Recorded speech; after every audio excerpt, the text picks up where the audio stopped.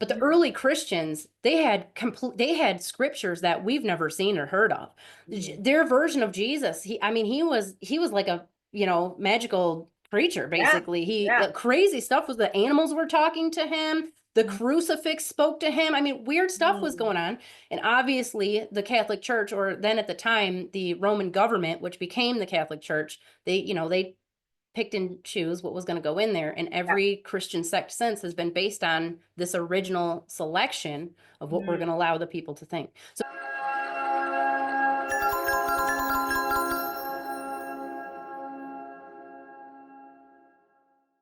All right, what is up, everyone? Welcome back or welcome to my channel. If this is your first time, I'm here for another interview with Abbey Quinn with Sumerian Astrology. And this is the fourth interview now of this series that I've got, this Religion to Occult, just interviewing different people who grew up religious and now are into the occult in some capacity, in some fashion. So it's really just an opportunity for people to share their stories of how they, how their beliefs changed over the years, what they grew up with, and where they are now, and hopefully to inspire other people on their journey, or for people to learn from, like whatever you take from this, I hope it is beneficial. So I will just pass it over to Abby really quick so the camera can pick you up. And if you want to say whatever you want to say about yourself, go ahead. hi, my name's Abby. Formerly, I was Abigail Quinn. If you search me anywhere on the internet, I have a ton of stuff. The reason I don't go by that anymore is I used to do a lot of psychic work, and I'm done with that. And it's easier for my old clients to not find me now as Abbey Quinn. So I really just wanted to focus on astrology, and that's going great. So I do Sumerian astrology. It's the oldest form of astrology on Earth. It predates classical and Vedic by at least 2,000, if not 4,000 years. I am technically a Shaiva Shaktu Hindu, which is kind of complicated to explain. It's a form of Kashmiri Shaivism, but I don't really push that, I don't promote that because I don't really think uh, any religion is something that, so I think people should come to it organically. So that's kind of my thing. Cool. Awesome. I didn't know that about the Hindu, but it makes sense, just kind of given the little bit I know about you and stuff. So cool. Well, thank you for being here. I'm super excited to have you on the channel, and I hope that the viewers agree when they watch this.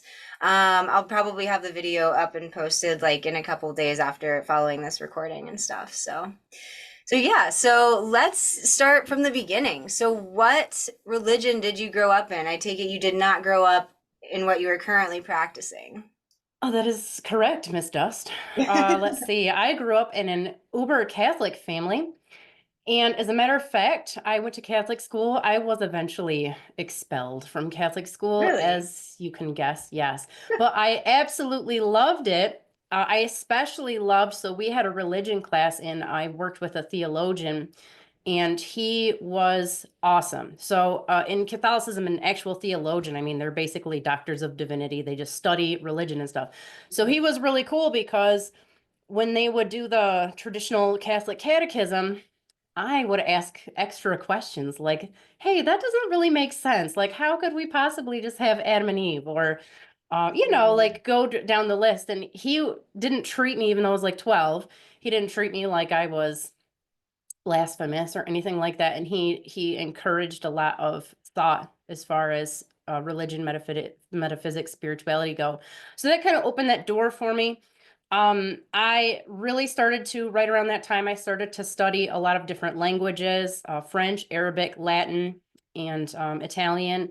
And in that process, it kind of opened the door to these different cultures, and I wanted to understand them more. And alongside of going through essentially like detailed Catholic catechism, I started learning about Buddhism, Hinduism, Native American traditions, and just anything that I could get my hands on. And back then, in the early 90s, you had to go to the library. That was the only place that you could get access to things like that.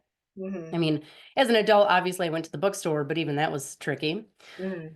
So I knew that I just loved God. That's all I knew. Like I wasn't sure about what religion or any of that stuff. I didn't know any of that. All I know is that I felt loved.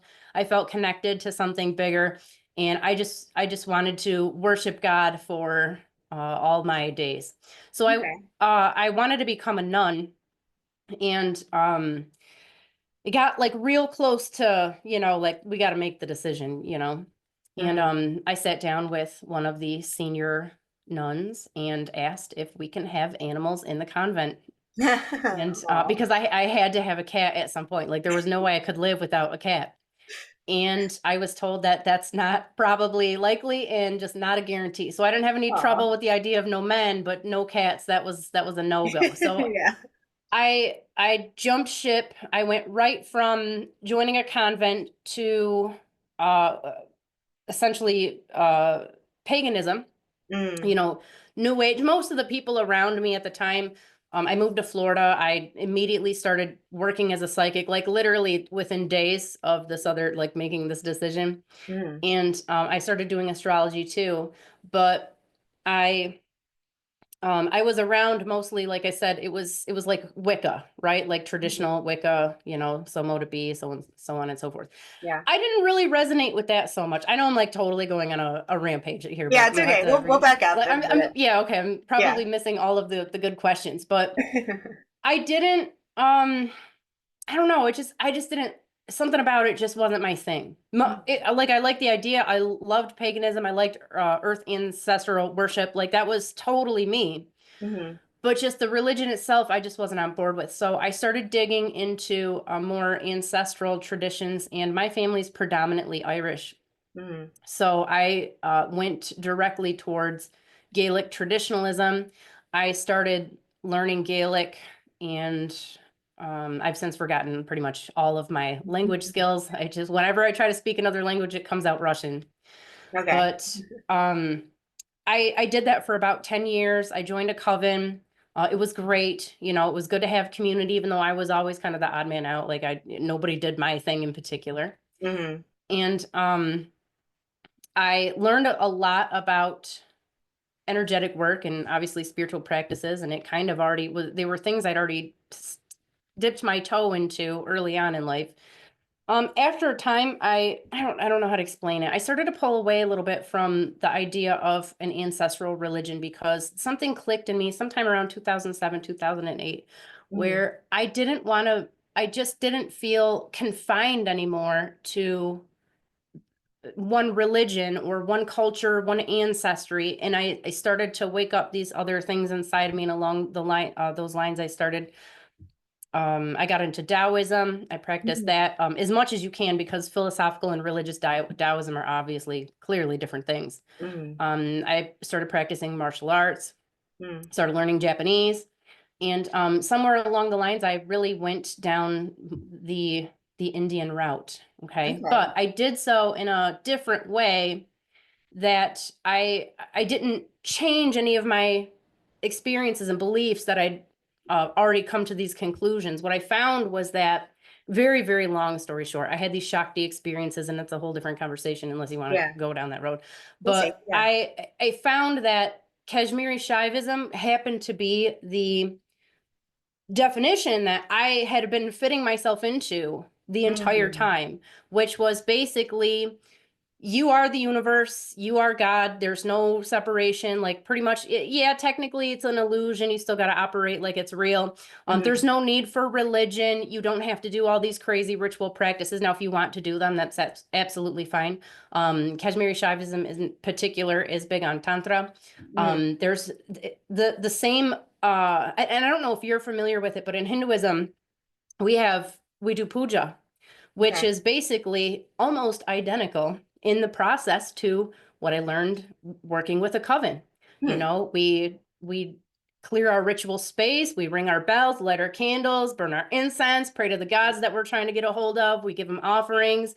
Maybe we'll do some songs or dance, or have some conversation with each other or the gods. But it was basically the same thing.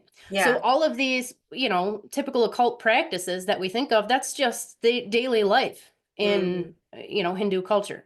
Mhm.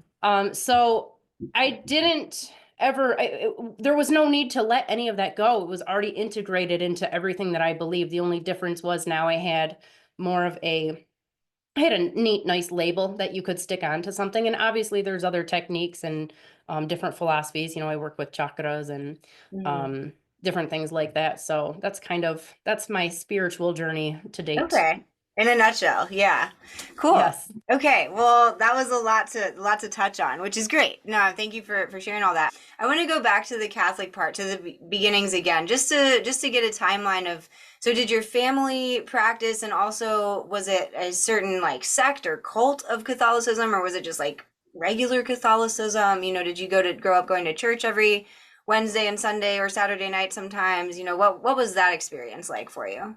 It was all of what you just said. Yes, it was uber Okay. Catholic, Catholicism. So wake up, say the rosary, you know, like confession every week at a minimum, Hmm. communion, like the whole thing. Okay, Hmm. like the whole nine. Now my family's, like I said, super Catholic, so that's a nice way of saying every person, every childbearing woman in the family had like 20 kids. Yeah, yeah, So I have a giant family, which is great, you know, but yeah. they were all one of the things me and my mom used to joke about later on is Hmm. that they were all witches and they had no idea. They just Hmm. didn't understand when somebody's sick in the family, they'd call each other up and they'd all go say the rosary, they'd go to church, they'd light the candles, they'd, you know, have the mass said, and they didn't understand.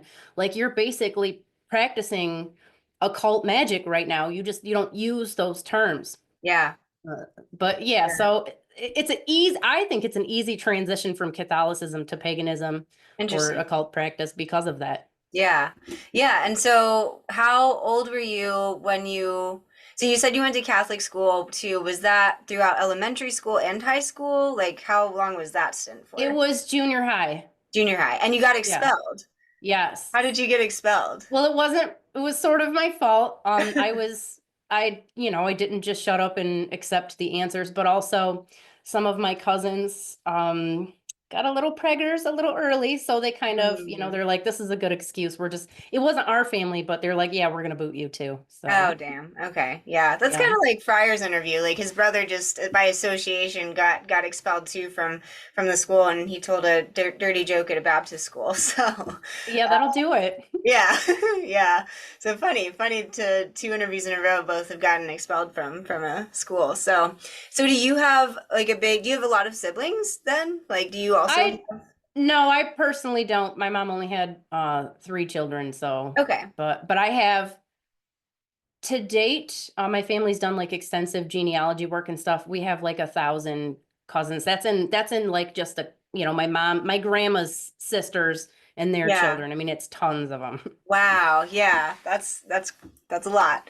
Yes. But that is common for Catholicism and Catholics. I mean, I went to a Catholic high school, and so I grew up Anglican, Episcopalian, so it wasn't quite the same, but seeing the Catholic way of life in high school, like I met like my theology teacher like freshman year had like 12 siblings, and then everybody else had like that insane amount. And that was always just so like gross is a harsh word, but like I mean, just it was always just so like ugh to me because I'm like, and not to have that many siblings or anything, but honestly, like the idea of being pregnant for that long was just like 12 years or on For and off, and you're forever. like, Yeah, it's yeah, it's forever, forever from start to yeah. finish. Yep. I was like, yeah, that's how do they do that? But I teach couldn't do their it. own. Yeah, no, Yep. me either.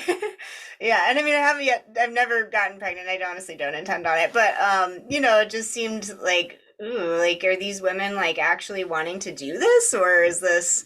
I mean, and they seemed like it. The few that I knew. Um, Yeah, I think so. yeah, yeah, because they're drinking the Kool-Aid. They're in the faith. It They're is a cult. I say that with love, but Catholicism is a cult. mm, You get a new name at your confirmation. right. You have to, take a brand new confirmation name. Isn't it a saint's name too or Yes, something? Yeah. yes. Uh-huh. And Yeah.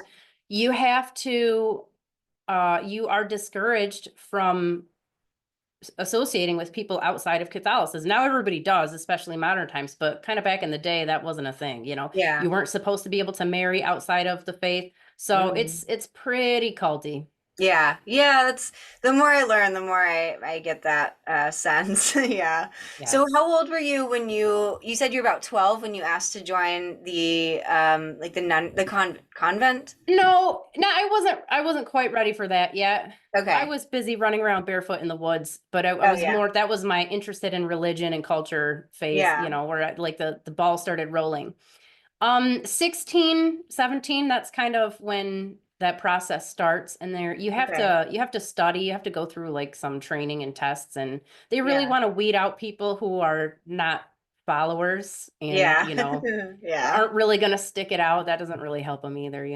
Yeah. I'm shocked that, I mean, I guess I'm not really that shocked, but like the fact that they don't have cats or won't allow cats or animals, They like, probably do it like in some, oh, they don't, I mean, there's not a lot of convents out there anymore, at least in the United yeah. States, like how there used to be. They probably do, but it's not up to you.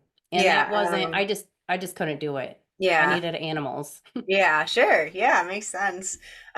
So when you were growing up in this like Catholic faith, I know you said that you always loved God and always felt that connection to some sort of like higher energy or higher power.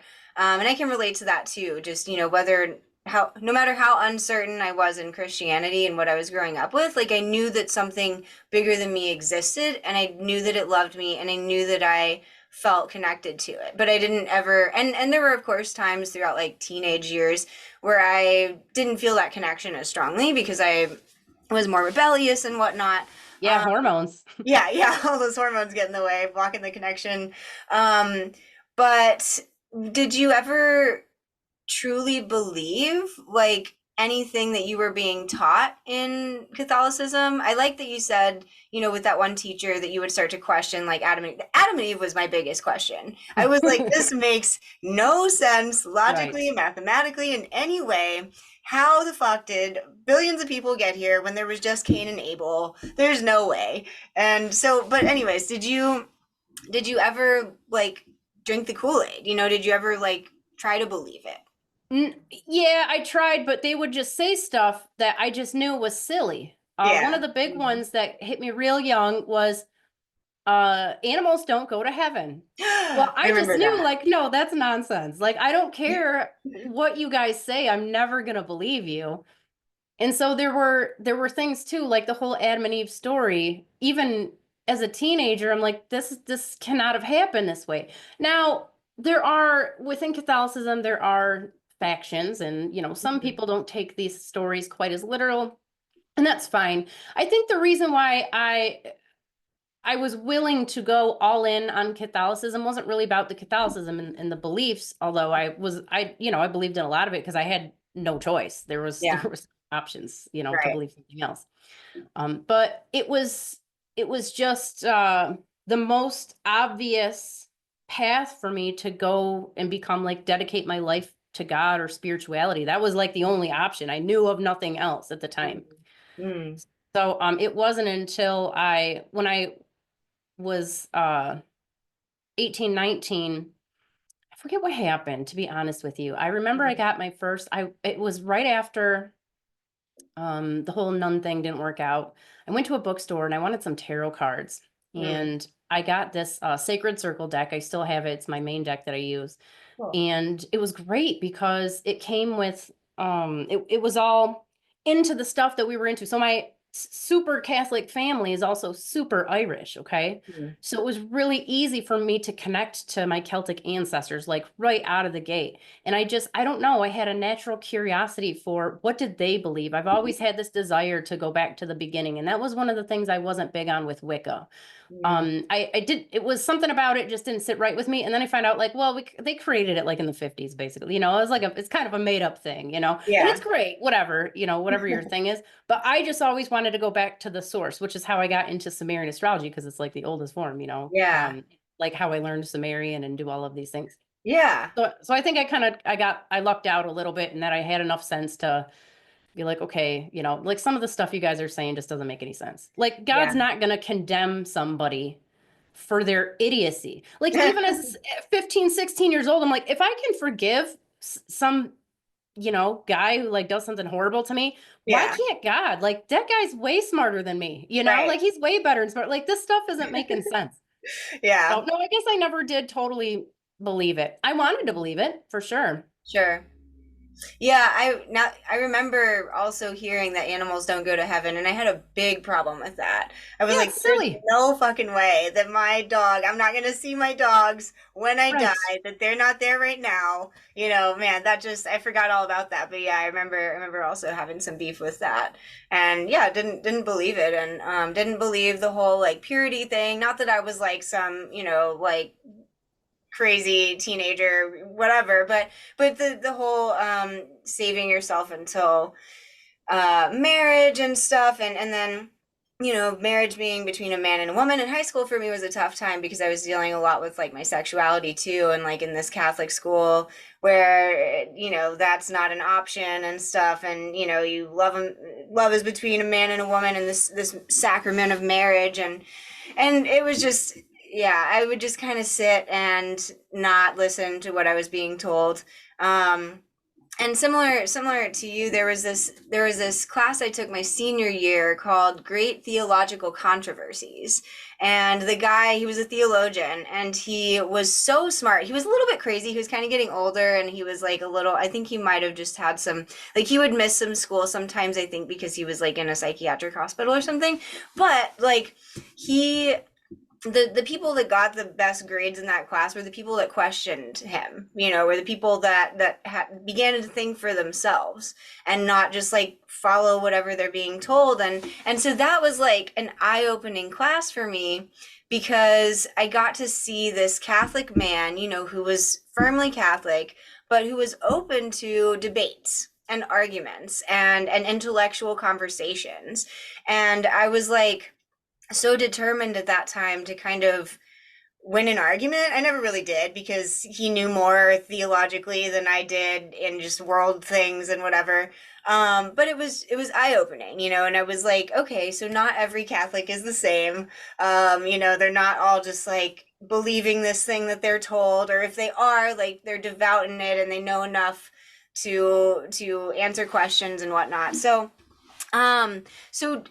during your upbringing, your Catholic upbringing, going to church and in school, was there anything like, were there any extreme practices or anything that was like traumatic for you along in those lines at all, or during that time at all? No, I don't think traumatic other than just being bored out of your mind at church all the time. Yeah. I learned how to use my imagination, and Hmm. I Hmm. like singing. I was in the choir and that was like my Yeah. favorite part of church. You just got to stick it out to the next song. Yeah. Yeah. Yeah, that was mine too. My mom was is still like a church organist and stuff, and so she would like lead the choirs, and so I was always so happy to like sit in the choir pews or in the back of the church Yeah. rather than like down with all the plebs and stuff, like the basic Yup. people. Yeah, and just feeling like haha, like I don't know, a little bit of an ego boost, but it just made church more fun because otherwise I would fall asleep. Yeah. Oh, it's so boring. It's yes. Can you imagine in any of your spiritual practices or like ritual or magical work if you just did the same tedious thing every single time, like every week on a schedule? Like, what are you doing? There's no Yeah. life or magic or spontaneity in there. That's crazy. I don't know. I don't Yeah. know how people do it. But I guess that's not what it's designed for. It's designed to be monotonous and kind of just brainwash you and control you. Yeah, exactly. Yeah, to just keep people in that structure, that they want. Because if it was really like going back to, because a lot of magic aligns with the planetary movements, right? And that's always moving. And so, even if you're sticking to a pattern or a day where Saturn is in the sky, the time is gonna change, the this and that is gonna change. And of course the church isn't following that. It's just more of like a concrete man-made schedule. They Um, used to yeah, way, way back when. yeah, yeah. They used to probably do a lot more things too, and then it became this man-made mold a bit. So the best and worst things about this Catholic upbringing. The worst thing was the fear of going to hell, Mm. for sure. Like anything that you do can be construed as a mortal sin. And if you die before you get your butt to church to confess, you're going straight to hell. Yeah. You're going to burn for all eternity. And that was no joke. Yeah. So I mean, I was terrified of that since at least kindergarten, like just Mhm. horrified. And you just live in fear for most of your life until you get out of that cult. Yeah. The best thing about it was being told that God loves you. Mhm. I think I'd have to say, Mhm. obviously like things like community and stuff are probably okay. You know, it's good too. I'm not really a socializer, so it doesn't really mean Yeah. anything. But I mean, Yeah. for most people, but like just knowing that, like being reassured on a regular basis that God loves you, even though Mhm. you're being told like, yeah, he loves you, he's still going to condemn you to hell to burn for all Right. eternity if you screw Yeah. up. But, Yeah. you know, like try to focus on the warm, fuzzy stuff on the other side. But I think Yeah. that's important. I think so. And it sounds like you resonated with the truth of that, you know, even if it was like the God that they were saying or the God that you came to believe later, you know, God is God regardless of the path that you take to get to it, him or her or it or whatever. Right. And yeah, and yeah, the whole burning in hell thing. I mean, I even had a fear of that, like in Anglican, growing up Episcopalian. We didn't go to confession, but What do yeah, you do? How do you I get rid of all those dirty, dirty soul or I think sins that you have? I think you go to communion on Sundays and like you just kind of have to be like check in with yourself and it's like if you are, you know, clean and honest to come up for communion, then you're welcome to join us and if not, then maybe like stay back and get a blessing or something. Wow. Yeah, That's easy. it's Holy so Toledo. easy. Yeah, I never went to Yeah. confession. No, you got to go and humiliate yourself in front Yeah, of a total stranger, some right. creeper, and like the other side of the screen. Yeah, Yeah. not Yeah. good. Did you ever were you always honest in your confessions? Never, never. Okay. I Yeah. remember my very first confession. I panicked. I had a list of like bad things I've done at like what, 7? Like how many Yeah. bad things. And I got in there and I panicked and I had to make some stuff up because otherwise I would have just had to leave, you know? So I just Yeah. lied and right in confession, my very first confession, which is a series of lies. I Yeah. told him, I remembered the exact same, the first one that I said. I told him that I told my little brother that there was a shark in the bathtub and he got scared. That was my very first confession. I love that. That's great. Yeah. I mean, did you ever feel guilt about lying to them? Like, Every day of my life, especially at church.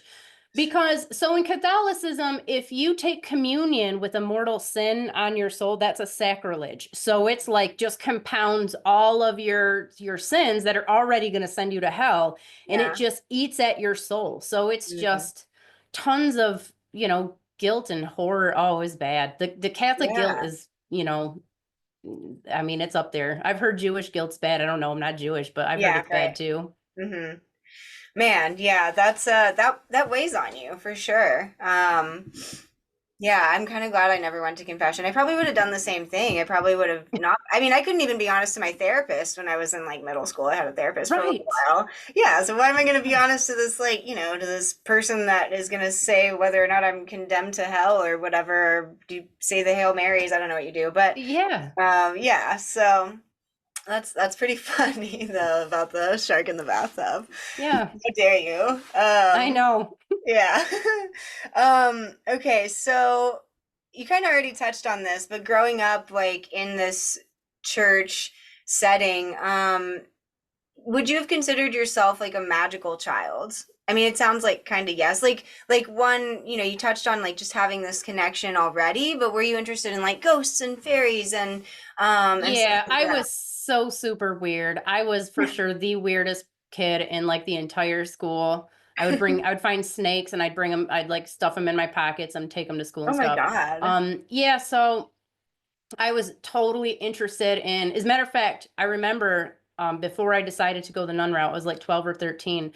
My grandma was doing catechism with me at home, just I guess for fun. I don't know. Yeah. And she's like, what do you want to do? Like when you grow up? I'm like, I think I want to be a paranormal, or no, I told her a parapsychologist because I'd read Wow. about it in a book. So Yeah. I was definitely already interested in all of that stuff. I just didn't have an Yeah. outlet. I don't think she knew much about it, so she didn't really shut it down, but Yeah. Yeah. Interesting. That would be fun to be a parapsychologist. Was there anyone in your family, immediate family growing up that you maybe later found out that had secret occult tendencies or interests in other spirituality or any sort of thing like that? I had like one cousin who's basically shunned by everyone except her mom and immediate family members and stuff. Um, my mom, so I didn't know any of this till later on, until I like, was already on well into my path. And she kind of, I think it gave her, I don't want to say the courage, but it gave her an open door to walk through and be like, hey, these are my experiences and I've always known what people are thinking and feeling. And Mm, so she but that was later on. But I guess short answer, no, not really. There wasn't mhm. anybody to relate to or Yeah. even though, like I said, they all have psychic abilities, they all have what equate to magic powers, right? Yeah. They just don't Yeah. call it by those terms. Right. Yeah. Yeah, and they shun it if you do call it by those terms, it's like Yeah, of course. absolutely not. Yeah. Yeah, I find that, I mean, in most of the interviews I've done, the three Christian ones, like my first interview was with a friend who was Pentecostal, and then Friar was Baptist, and you're Catholic, and they all say the same things: is there's all these magic-y tendencies in the church, like the speaking in tongues and Pentecostal, or even the gifts of the spirit, I think, is what they called it, where it's basically clairaudience, clairvoyance, clairsentience, all these psychic senses, but like you don't call it that because like that's witchcraft or that's Right. no good, but it's the same thing. And so Yes. I find, and I'm learning more and more that like there's so much magic in the church. The first time that I was like, that is magic in the church. Well, maybe not the first time, but the biggest time was when I learned about transubstantiation. Oh yeah. Yeah, Yeah. for sure. Yeah, because I was like, how, like, this is alchemy. This is just straight up Yes. turning the body and blood, or the bread and wine into the body and blood of Christ to then consume. It's also like metaphoric cannibalism, but Yes. like, I mean, in a holy sense, I guess. And I just had so many problems with that. And I think that was maybe that was in high school. When we started to learn about all that stuff, and I wasn't into magic then. I didn't really know anything about the occult, but that was my heavy questioning years. And I more so just retreated into, I don't know, just kind of rejecting everything without embracing anything else. And so I was like left in the dark for several years until I, kind of similar to you, began. I didn't learn, I mean, I did learn like other languages in school, but I would get books on like Buddhism and Hinduism and stuff. And I think my mom ended up like taking them from me actually, because I have no idea where those books went. Um, but yeah, but and now the more I learn about like the Catholic Church and just the secrets and the gatekeeping that they have of like all this information, esoteric information, and keeping it from people, and and keeping them in the dark, and so many people follow it blindly and are okay with that, and that, whatever, like that works for them, I guess. So what would you say? All right, let me see here. So at what, you kind of probably touched on this already too, but when did you begin to, like, when the nunnery didn't work out and you wanted to search for something else, at what age were you when you started to, was it the Wiccan that happened next? Yeah, so before I moved to Florida, which was when I started working as a psychic and I got involved in like mostly Wiccans, Okay. obviously. Um, I was still on my own, but I was now able to go to the bookstore, purchase, my own books, and I got a book called Celtic Myth and Magic by, I can't remember her name. Hmm. It's one of, the Llewellyn Oh yeah. fluffy books that you can maybe buy. Yeah. And I loved it. Now, in retrospect, it was totally nonsensical. She basically just, put a bunch of shamrocks all over Wicca. It was the same thing, but it didn't matter to me because it was still that bridge between like my ancestral connection and like going down this other path. I Yeah. wasn't so much concerned about magical practice and like, doing spell work and stuff. Mhm. Mine was more, I wanted to connect spiritually, and the magical stuff was just like kind of, icing on the cake. If you need something, we can do the spell. Mhm. But I was more concerned with getting connected to the deities of my ancestors. So, Mhm. but that was right around 18. Okay. And it was like very soon, within months after that, that I moved and I really got into everything very heavy. Yeah. We started doing, I don't know, like it's a whole, Florida's a weird place. No offense if you're from Florida, but if you're I'm not. from Florida out there, like anybody who's watching too, you guys know, like I'm not making it up. Yeah. But there's some weird stuff. Like I started doing paranormal investigations right out of the gate. I was really good at it. So, and I don't know, I'm not trying to brag. I know just I suspect it has something to do with, I was just always a very deeply spiritual person. Even as a child, like I cared about that stuff. So Mhm. when I started working with energy and magic, it just came very naturally to me. Mhm. And you know, I don't know, I think that wasn't even your question, but that's where we That's ended okay. up. I mean, it was most of the age, but you can go off on whatever feels right Okay. in the moment. Yeah. So, yeah, Florida is a weird place. I've spent a lot of time there, but I'm not from there. So I think it's maybe, well, I don't know. I haven't done like a ton of interviews, but I can relate to just being a spiritual person, even when I'm not resonating with this one like form of religion or spirituality that I've been told, and um so and I agree, like whenever I started getting into like magic and ceremonial magic or whatever, even energy work, psychicism and stuff, like it just came really naturally to the point where I doubted myself a lot because I was like, am I making this up? Is this like real? Or and the more that I've done it, which isn't long in the grand scheme of things, I find that it is real. And, those doubts have gotten like less and less, but they still happen sometimes. So when you began practicing these psychic abilities and stuff, did you move to Florida with your family or were you by yourself? No, I went by myself. I had like a cousin who lived down there, and I Okay. basically lived in that same area. Yeah. So how did your family react, if at all, whenever you started to branch out and get into all these like magic-y psychic stuff? Well, I'm what scientists call an asshole. Okay. So I would bring it up. Okay. And whenever somebody would be, well, are you going to church? No, I'm not. And here's exactly why. Let me list this out. Let me go through the Bible with you and let me explain Yeah. why you don't need to do that either. Yeah. So, my family disowned, most of my extended family disowned me very quickly. I was, of course, worshiping the devil. I would Yeah. have my coven come over. We do like, the full moons and the Mhm. uh Shabbat, and we do drumming circles and all kinds of weird stuff. And Yeah. they held that over my head for many, many years, still do. Mhm. So no, they were not accepting. My mom in the beginning was not, she didn't really say it, but she threw it back at me a couple of times, but she was going through some stuff. And I think I think she saw what I was doing and was kind of like it was a period for her to reflect and be like, wait a second, maybe I want out of this friggin' cult too. Mhm. Yeah. Um, so no, it was just my own thing, but I'm a very type A person and Yeah. I love a good debate.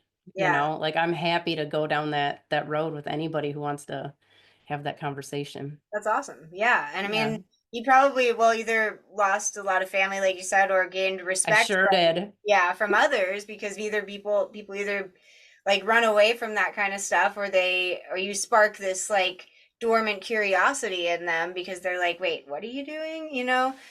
Well, that's true. And while most of my cousins are blissfully ignorant, I do have a few whom, after having, either listened to me argue with a relative or, have one of those conversations, they come to me later and they're like, I've had some weird experiences too. And Mm, I really think that this energy thing is real. And, maybe we shouldn't just write this off. But that's not an easy thing for them to do either, because they're yeah. drinking the Kool-Aid. Right. Yeah, exactly. And so did you kind of getting into like keeping on with the psychic stuff, but did you have like a first experience um with psychicism or clairvoyance or anything that where you saw something or heard something like a being or entity or whatever that you were just like, holy shit, um you know, like it just opened the door to the unknown and the unseen a little bit. Do you know what I mean? Yes. And so one of the things, and I've seen this with other people, other psychics doing psychic development or paranormal investigations, clear house clearings, things like that. Mm. There, I have a hard time. I scare things away. Mm. So I wasn't, I didn't really have a lot of weird, spooky encounters growing up because things run from me, which is so when I go into a paranormal investigation, I got to bring somebody who's like real sensitive with me Yeah. too. Like, I mean, sensitive, like they might cry when they watch Yeah. movies and stuff, that type of sensitive. Sure. Because otherwise, like stuff just goes.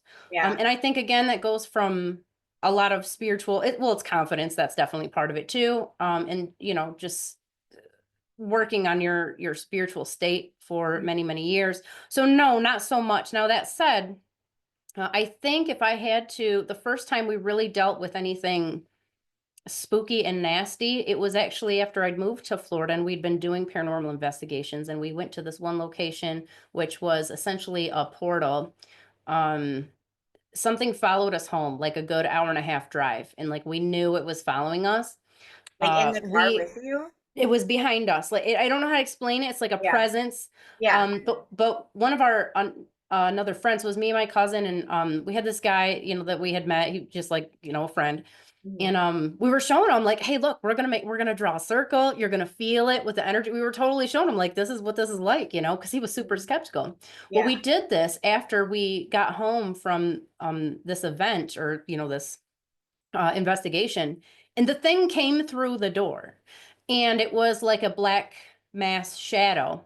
And Mhm. our friend freaked out, but we're like, you can't leave the circle, you got to sit here and like wait Yeah. it out. Yeah. So that was probably like the first real manifestation. And again, it wasn't just me, and this place that we went to, I mean, it was just crawling with entities, so it's not really a surprise. But Yeah. we just told, we're just like, okay, you got to get out now, it's not a big deal. Yeah. Yeah. Did you sense that it was like a malevolent or benevolent spirit? Well, here's the thing. Mhm. I don't think that they come in, let me try again, malevolent and benevolent. Okay. I think that they're like people. They have personalities, and they have some people that they're on board with, and other people that they're, they'll scare the bejesus out of you or suck the life out of you or whatever it may be. Makes sense. So this thing, I ended up, we kept going back to this location Mhm. and kind of made friends with it. Mhm. And it turned out it was a pretty high level. I don't know if you, so when I use the word demon, I Mhm. use that in the old Greek term, like Okay. disembodied entity, non-human entity, right? It's Okay. something else. It's not a person. Oftentimes they're like, maybe they're jinn, maybe they're, show up as shadow people or whatever. So Yeah. it's something like that. And we named it. We would invite it over to our gatherings and stuff. I Uh-huh. don't know if you know, but you can totally have, so instead of playing with the Ouija board, you can summon your spirits and have them blow on the dice, and they will totally beat you at board games. So if you need like another person, yeah, Wow. it's cool. Yeah, so Cool. I'll have to fun. try that out sometime. Interesting. I like your take on malevolent and benevolent spirits because I agree. I mean ultimately and I haven't really I guess thought about it much, you know. I feel like typically they'll show up with, you know, unless it's like a spirit, a magic spirit or something that you're calling on to do like a business deal with or something. But if it's just like a random spirit, you know, I feel like most of the time people assume, well, I feel like most of the time people actually assume incorrectly because of their fears that it's a malevolent spirit or something bad because they're afraid of it. But it's not actually like the spirit that is wanting to attack you or whatever, drain your energy, that's causing that fear. But I agree with what you said about how it's just like a person. You know, you could show up on a good day or a bad day, and they're going to react to the energy that you're putting out too. And you know, if it resonates, then they can play board games with you, I guess. And That's right. if not, Yes. then you might be a little afraid. But yeah, that's what. So were you playing like Yahtzee or something with this spirit? Or? All kinds of any game with dice, that's the easiest one to do because they can put their energy in the dice, and then you basically, if you're using a little cup, you just have Yeah. them, do it, and then you can throw the cup down. So Interesting. yeah, Okay, cool. Yeah, I'll have to try it see if out. I have any friends that, or maybe I'll just do it by myself. Yeah. Yeah. That'd be fun. So, okay, did you have any fears when you began to enter? It kind of sounds like with your personality, maybe not, but did you have any like fears entering into the occult or at any point in your journey, not just the beginning with the psychic stuff and the Wiccan and pagan, but even later on when you got into other language learning and cultures and religions and the Hindu or whatever. Like, have you experienced any fears along the way? I had one night, I don't know that I could call it a fear, but it was a conversation that I had Okay. with what equates to whatever Christian pantheon is out there. Mm-hmm. And I remember having this conversation. I remember it was very emotional for me, Mm-hmm. um, which is probably why I remember it. And I just remember like talking to them and letting them know, like, I'm not doing this because I don't love you or I don't, I believe everything. But at the same time, I need to, like, I feel compelled to, like, find the truth and the answers. And if this is the truth, this will be what comes out the other end too. Mm-hmm. If Christianity, Catholicism, if this is for real, the one true faith, that'll be there. You can't escape that. Yeah. But if it's not, then I want to go find that, and I want to know what this is. And I wanted, but there was this overwhelming desire to honor my ancestors, like the pre-Christian ancestors who've all been, basically wiped out, and most their, like, the Irish language is almost completely gone. Yeah.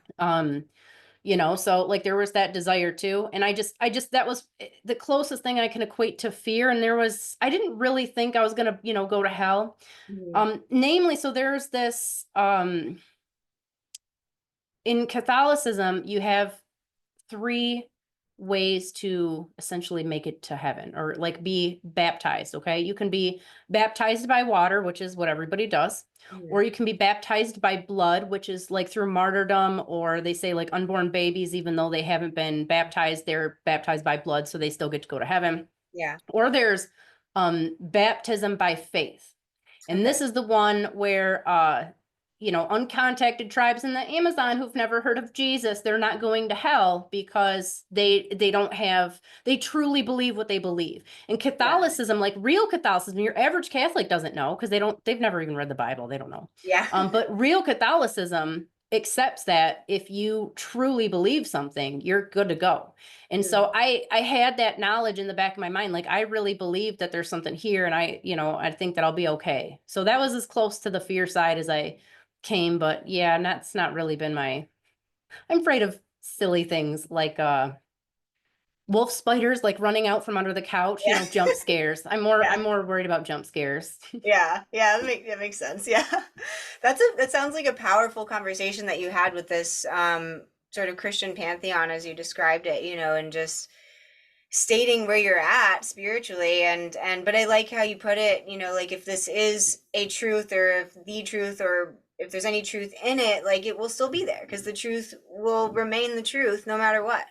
And so I think that's a beautiful thing to have experienced. And I kind of made me think if I had any conversations like that. If I did, it wasn't like super emotional, but I don't know. I think at some point in time I probably did like pray back to the God that I grew up with and just be like, "Hey, like I love you, but I don't believe what's going on here, and I need to like find out what it is I do believe." And yeah, but it wasn't like a sit down. I mean, not that you're like sitting down with them anyways, but it wasn't like a sit I down was sitting, yes. conversation. Yeah, yeah. So, but yeah, I think that's important. I think that's signifies like a turning point, perhaps for you on your journey too. And perhaps feeling more open to embracing these new things. In some sense, maybe I'm putting words in your mouth, which I hope. No, I'd say that's Yeah. true. Yeah. Okay. Cool. Yeah. Okay. So, what would you say to the younger version of yourself who is experiencing the Catholic stuff and just growing up how you grew up from where you are now today? What would you say to that younger version of yourself? I don't know. I don't think I can answer that because I wouldn't say anything. I wouldn't change anything.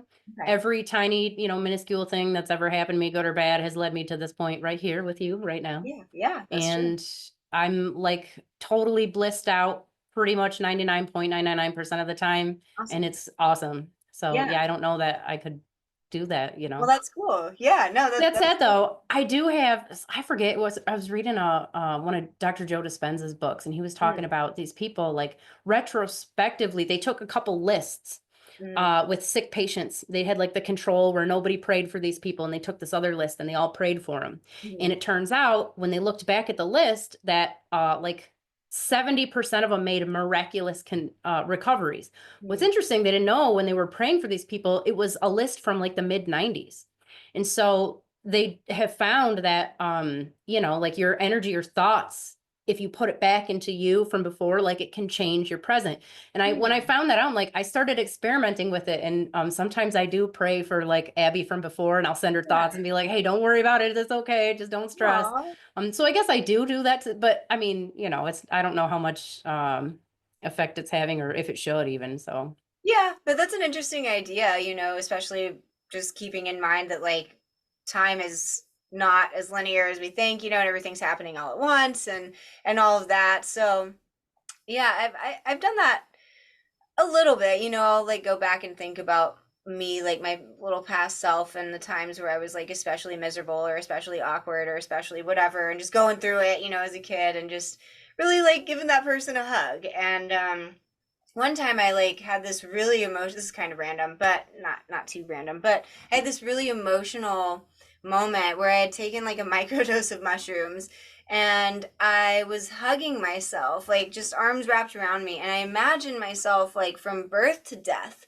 like all those stages of me, like me as a baby, as a kid, as a teenager, as a 20-year-old, then present, and then even going forward up until the point where I'm like a little old lady. And I was like sobbing, you know, just like Yes. sending myself this love. And it was like one of the most beautiful things I've ever experienced, as far as just like connecting with these versions of myself and loving them unconditionally, especially when I see, well, especially when it's like the youngest part of me, like the maybe 2-year-old or something. I mean, I know I've been younger than that, but when I'm like a conscious kind of being, little human, and then when I'm like 80 years old or whatever, you know, and sending love to that person too, when I'm, you know, not able to maybe stand up as straight or whatever, like, and have wrinkles and gray hair, white hair, like. And so anyways, it's kind of random, but a little bit. I don't know how it affected my present, if at all. I mean, it did make me feel more at peace with myself in that moment. And perhaps that came from like sending love to these previous parts of me and to these future parts of me that I hadn't even like thought of yet, you know? Yeah. Yeah, Yeah. for real. Yeah. So it's a powerful practice. So if anyone listening, like, you know, has done that or is inspired to do that from hearing this, then go for it. Try it out. And you don't have to microdose mushrooms to do it either. That's just where it's at, Yeah, you can so. do it through meditation.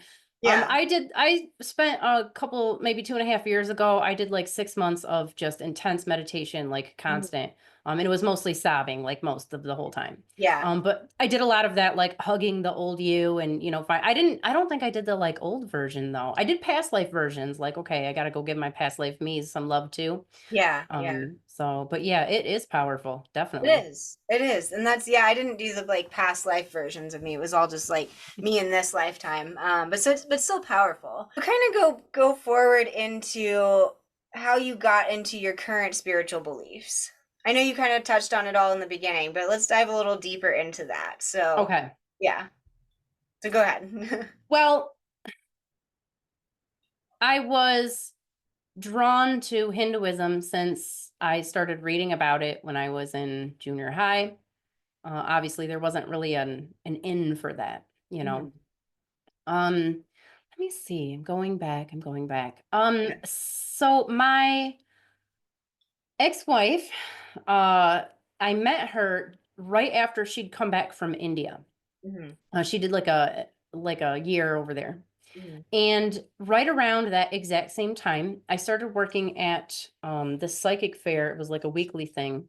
Mhm. And one of the people there, one of my friends, Bethany, who's an amazing medium, Mhm. she was like, "Hey, I'm going to this Krishna temple like later today. Like, do you want to go with me? I'm kind of scared. I'm freaked out." I'm like, "Oh my God, yeah." Yeah. Like yeah, I'm totally up for that, you know?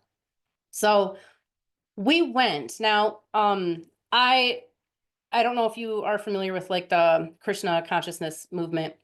Not It's very well. great, but like and totally anybody who's like searching for something or anything, it's definitely great. But the deeper you get into it, it does also get culty. A lot of like any religion Yeah. has their culty sects. There's not a lot you can do about that, right? Yeah. But I wasn't about that. I didn't care, but like to go to the temple and to feel just so much love. So I was fortunate because our temple in Detroit is amazing. It's the old Fisher Mansion, and it's gorgeous. It looks like you're walking into a Hindu temple right smack in the middle, like in the hood. Okay, you Yeah. would not, you wouldn't think it. Yeah. But the Krishnas are particularly fun because they do something called ecstatic kirtan, which Mm. is lots of dancing and singing and chanting, and it's just there's just love pouring out of every person in every direction.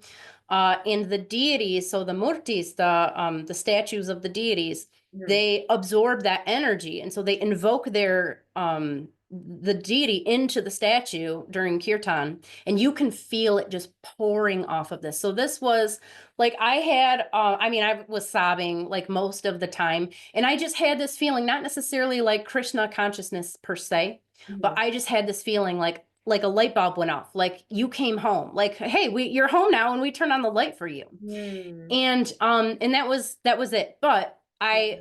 had a hard time really becoming like integrated into Krishna consciousness because of the vegetarian thing. Mm. And I did that throughout my basically the whole time I was a practicing pagan. Mhm. I was either in one stage of vegetarianism or veganism. Now I did this as I did 7 years of celibacy, and I did Mhm. all of these things to try to further my spiritual development. Yeah. It probably did to an extent because it's a discipline. It's really difficult, but at the same time, it destroyed my body and destroyed my health. So like I go back to, I'm in here now, everybody wants to be vegetarian. I'm like, no, no, no, Yeah. we're not going to play this game. And they Yeah. tell you stuff. They're like, oh, you can feel the people here who eat meat because they have bad energy. And I'm thinking like, I eat so much meat, you guys, like you don't even know. Like I'm on Atkins, you don't know. Yeah. So I could never truly get into it. And that was actually great because over the next year or so, it forced me to have to like dig into Hinduism and be like, wait a second, why do you guys believe this stuff? This turns out vegetarianism and like Hinduism is a small portion, like a tiny, tiny fraction. And it's Mm. also very recent. It's maybe like 1,000 years old. I'm generalizing grossly because I have dyslexia and my numbers don't stick well in my brain. Okay. So it's like kind of one of those stereotypes like, oh, you're a Hindu or you're Indian Yeah. and you don't eat beef and you don't eat meat and that's obviously, not true. Mhm. So in that process, I started learning more about not to go into all of it, but Mhm. this is leading to something more significant, I promise Sure. you. Yeah. Um in Hinduism, or excuse me, in Krishna consciousness, it's a form of uh, Vaishnavism, which is the supreme god is Vishnu. Okay. And Krishna is an avatar of Vishnu, Mhm. which is all great. I have no problems with that. But they would also talk about like Shiva is this minor deity, and this is Krishna consciousness in particular. And like Okay. he's kind of like a minor deity, and you don't really want to talk to him. Well, that makes me be like, well, why not? I want to go see what this guy's Yeah. about. So I started learn like I gravitated towards Shiva and Shakti in various forms, but something very interesting happened to me, and it happened twice. The first thing that happened was a couple years after all of this is going on. Me and my ex-wife split up, Mhm. and my spirit guides told me, "Hey, go on this Japanese dating site." And Mhm. I'm like, okay, well, I'm not really looking for anybody. They're like, no, no, no, go do it. So I'm like, okay, well, you guys haven't led me astray so far. So I go on. Within a matter of hours, I met my Russian husband. Why he was on a Japanese dating site, I still couldn't tell you. It doesn't matter. Yeah. But and I wasn't, and I saw his profile picture and I didn't think anything of it because I'm like, well, I'm looking for a Japanese guy. Clearly, I'm on a Japanese dating site. Right. Yeah. So like a couple days later, out of nowhere, I got this sensation. It was like somebody kicked me in the chest, like doubled over. And they're like, go talk to that guy right now. And I'm like, Mhm. well, he's not they're like, no, no, no, go talk to him immediately. So Wow. I did. And from that moment on, I had what I found out later is basically experiencing Shakti. It's not the same thing as Kundalini, where you Okay. feel like this electric vibe. It's a different feeling, and I don't really know how to explain it unless you've been through it. But basically, this creative power, Shakti is basically uh, like the goddess energy. Okay, Right. like the supreme. Okay. Is it Um, related to Tantra at all? Shakti is big in Tantra? Yes, Yeah. yes, because tantric practices help you awaken Shakti within you. Okay. That's But yeah. sometimes, just like Kundalini, it can happen spontaneously.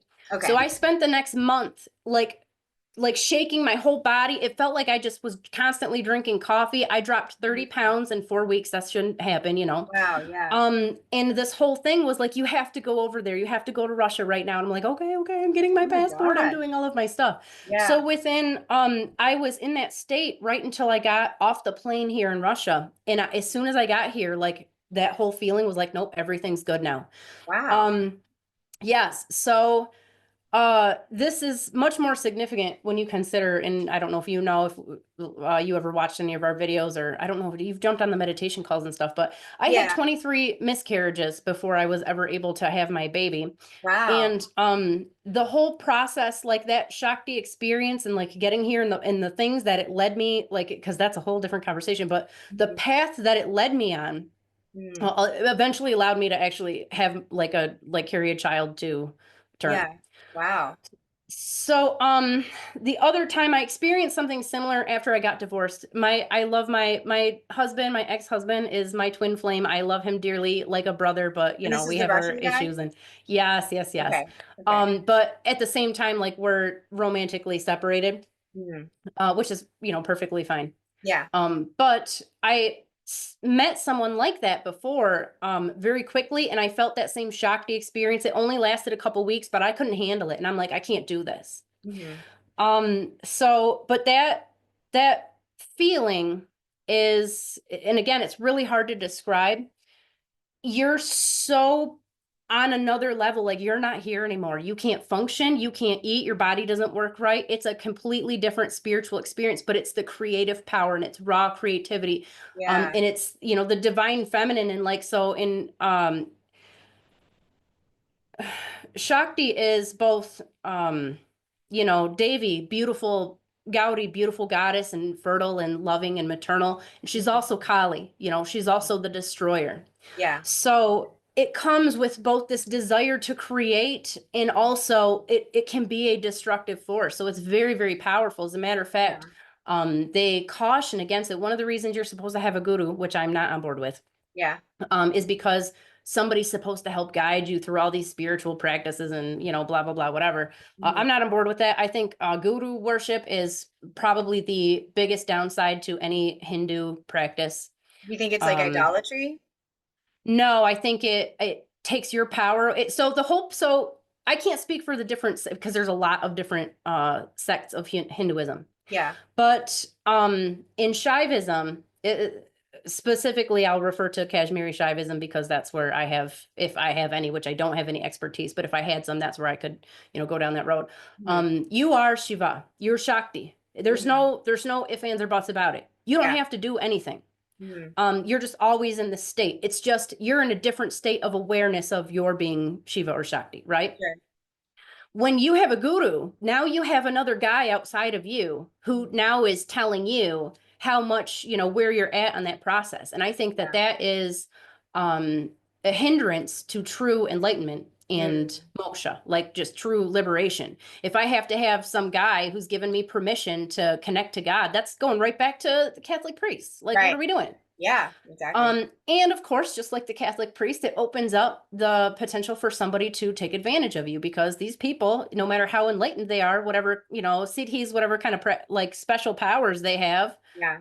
they're still most of them are men, not all of them, Yeah. but they have biology working against them a lot of the Yeah. times, and you end up with a lot of sexual abuse and people taking your money and all kinds of stuff. So I Totally. don't really think that that's good for a lot of reasons. Yeah. Yeah. That makes sense. Yeah. Wow. That's a lot to sit with, but that's so how long ago was it that you went to Russia?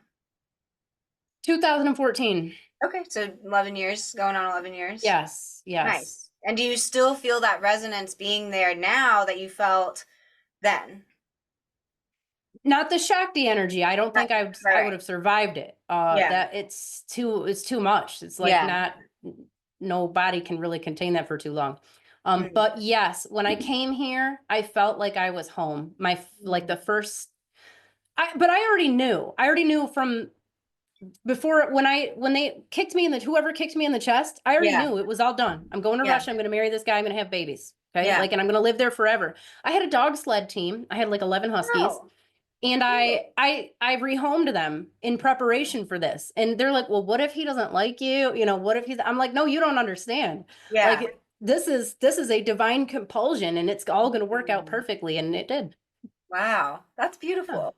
So going back a little bit, so how did you, for people that are interested in connecting with spirit guides, myself included, how did you build on that relationship to the point where you just undoubtedly hear them and listen to these compulsions and these drives to do something so drastic, like go to Russia and change your life, you know, because I have had those sorts of thoughts and feelings, not something that, well, I mean, I did move like within the States like last year or almost 2 years ago or whatever, a year and a half ago.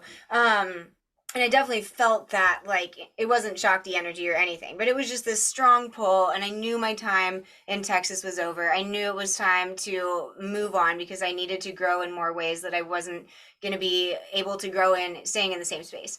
And whether or not that was spirit guides telling me to do that or just whatever, it was probably a combination of both. But how, was it meditation that led you to this like clear communication with your spirit guides, and do you still have it? No, I hated meditation up until just a few Okay. years ago. I hated it. So no, Okay. I cannot credit that. Okay. No, I created an altar Okay. and I was really big into the elements back then, you know, coming into basically like neo-paganism. Mhm. That's where you go, I think. And Mhm. so I started talking to these spirits of these different, you know, these like elemental spirits, Mhm. and I just kept having conversations with them. Mhm. I'd light their candles, you know, periodically. And when I did my spell work, I didn't do any spell work with any spirits or deities at the time outside of like the nature spirits. And when Okay. I got into Gaelic traditionalism, that those spirits, instead of the classical elements, you know, I transitioned to the spirits of the land, sea, and sky. Okay. So, which is, you know, more on board with the old Celtic style. Mhm. But having those conversations and listening for the answers, which is the trick, right? Nobody think Right. we all pray, we all like talk to somebody over there, but we Right. never stop and just listen to be like, well, what are they saying? Like, what do they Yeah. think? So it was just a matter of building a relationship and having a conversation. And maybe too, because I'm more of an introvert or just militantly independent. Mhm. I didn't need other people's voices around, and that probably helped and allowed me to have that two-way discourse Yeah. with these other entities. And obviously doing psychic work, Yeah, that get you helps. start to trust the voices. Yeah, yeah. Yeah. Yeah, totally. Yeah, I find for myself that going into nature is where I can hear them the clearest. And then if I am like meditating or like in my little spiritual space, but if I meditate in nature, that's when I can listen the best. You know, and I'm not like a huge meditator. I do like 3 to 5 minutes meditation max pretty much. So but just silencing the mind, you know, and opening myself to what's around me. You know, if I'm doing like psychic work or something, I don't have to be in nature to do that. I can do that from wherever I am, but I'm also similar in just that like I don't surround myself with a lot of people a lot of the time. And so just having that quiet atmosphere and not interacting with, I mean, I've really, this last year of me living in like a new space or new place, I isolated a lot. And I think I needed to at the time because I was doing a lot of shadow work. I was doing a lot of healing, and it really opened my connection up because I wasn't interacting with so many people. You know, I wasn't like going out and doing things. I was hanging out with trees and my cat and myself, and really got to like know myself better. And it really, you know, it and I had a similar experience when I was doing Kundalini yoga a few years ago, where I was, you know, I was it was only like a couple months long, but it was a very, very profound, very quickly evolving. It evolved my spirituality very quickly in just the short time that I was doing it. And I found that like it kind of had like the not the reverse effect, but I was so in this energy of the Kundalini yoga and had that Kundalini rising experience. And I also had like COVID at the time. So I was just in my house by myself with my cat. And I would talk to whatever came through, like spirits and energy and whatever. And when I would go back out, it was almost like I left the womb too soon or something. Like interacting with other humans was like, oh my God, wait, like hold on, like I'm not ready for this. Like I need this, I need to feel just whatever this like spiritual connection is and all this chaos. Like I remember going to a restaurant with some friend because I was trying to get back out and be social, and this friend like wanted to go to this crazy loud ass sports bar with some guys I didn't even know, and I so did not want to be there. I was just like cringing because first of all, when you're in that space of like practicing a certain spiritual discipline like every day for an amount of time, you're very sensitive Oh to yeah. other energies. Yes. And so it was like as soon as I left my house, even driving down the highways, I could feel just so much energy of people around me, of the environment around me, to the point where it was just like, I just want to go back home in my little cave. Not that I lived in a cave, but and just Right. be away from all of this. And so it was kind of a fine balance to integrate back into like society and the world.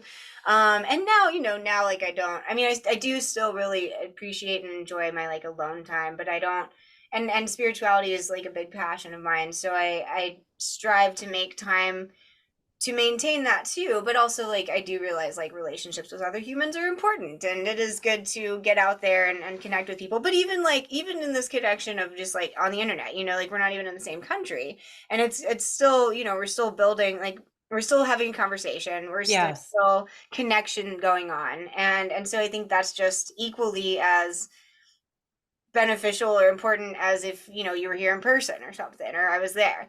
So anyways, that's kind of off on another little tangent, but kind of backtracking again, is Krishna conscious energy, what the Krishna consciousness movement, is that what Uh-huh. you called it? Is that the same or similar to like Christ consciousness? I know that's not really a movement per se, but Kind of. A yeah. little bit.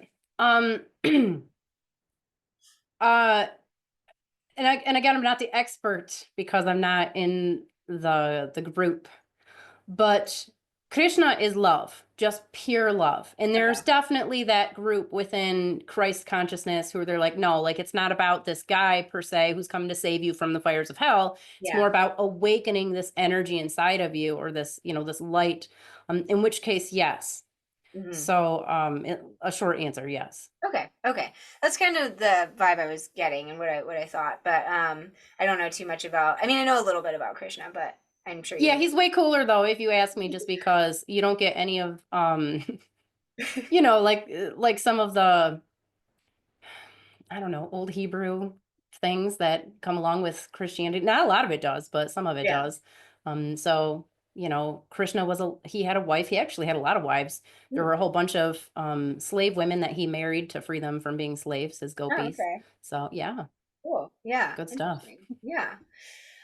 So we'll touch on a few more things. So before I ask kind of like the couple final questions I like to ask everybody, I want you to dive a little bit into Sumerian astrology and just share more about what it is that you do with that now and what sparked your interest in that. I know you mentioned because it's like the oldest form of astrology and like Yeah. nothing predates it and stuff. But just dive in a little deeper with that and share how you got into all that and what you do with it all now.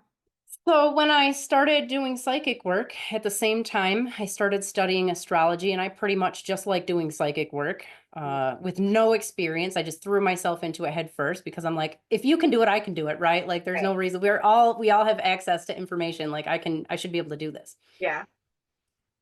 I was giving, so I did have a few astrology teachers, but the information they were giving me, when I would charge somebody else money Mm. for this information, they'd be like, yeah, that kind of sounds like me, but not really a whole lot of it.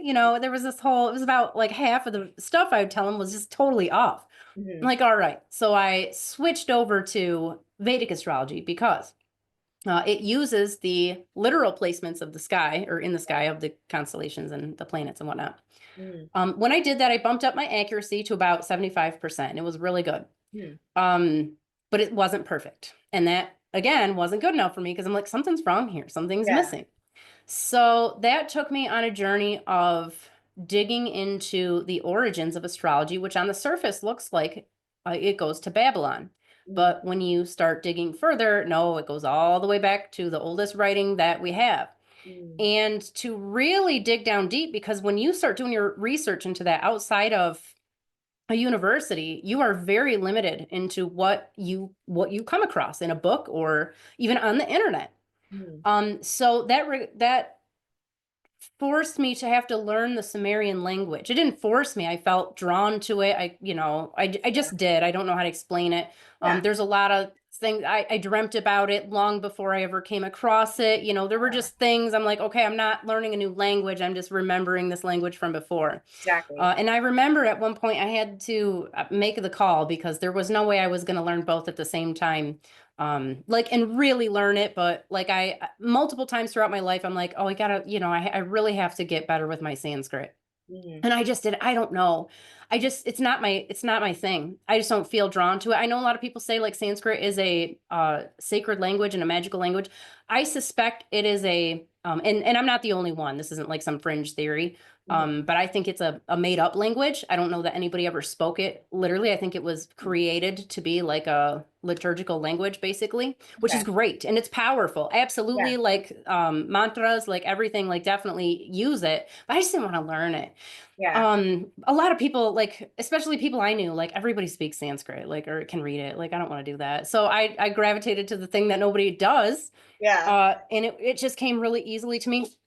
But in that process, and I didn't really mention this, and I probably should, Mhm. um, just as far as the religious aspect of it. So I per- and and I don't know like exactly where you fall like in the between the magical and the spiritual side, like if you have particular deities or anything that you pray to. Mhm. But one of the cool things about paganism and Hinduism is that you can pretty much pick and choose what deities you want from any religion. You can just pick the ones that there's like people there's a lot of Hindus who have shrines to Christ. And Mhm. that's just, it's not weird because they're Yeah. all just, facets of the same great big thing.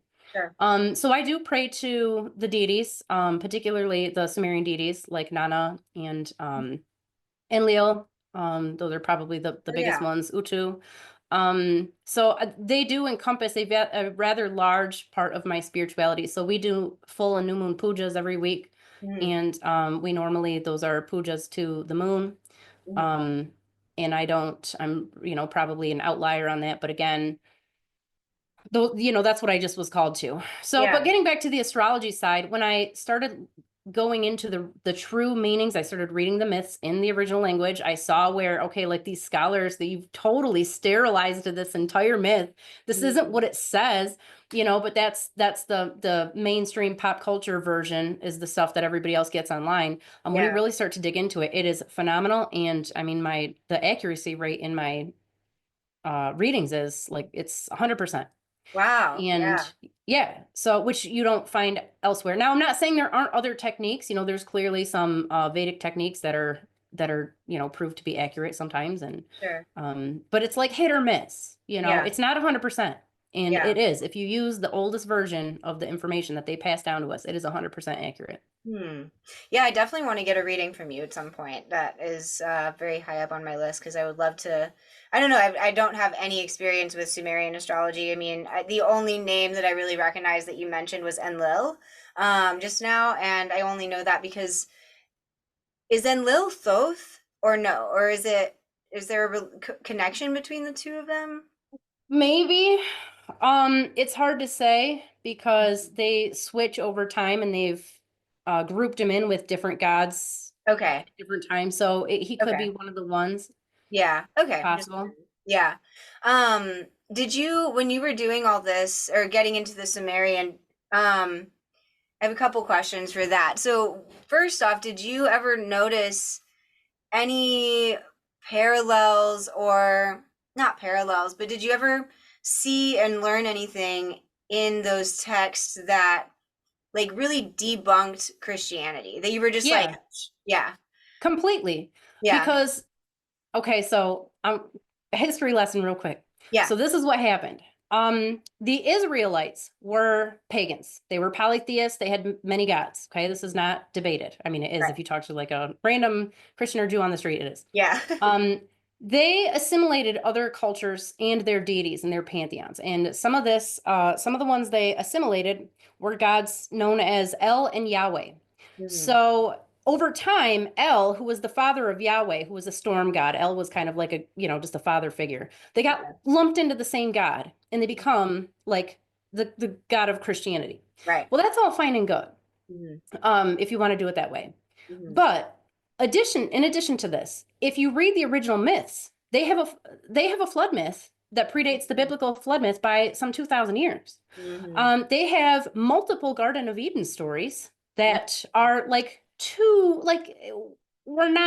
you can't confuse this with anything else. There's literally a story of Inanna going into the underworld to eat. In one of the stories, she's there for 3 days. She's dead and then is resurrected after 3 days, which sounds familiar. But she goes and she eats of the tree, the fruit of knowledge, which gives her all of the knowledge of sex and intercourse. And now she's she's the master of these things. Yeah. There's another, literally the word Eden or Eden means desert, steppe, or plain in Sumerian. It's talking about an actual place. And that goes back to the Sumerian myth. So all of these biblical stories, even the stuff about slaying dragons, that goes to Babylon and the defeat of Tiamat in the Epic of Creation.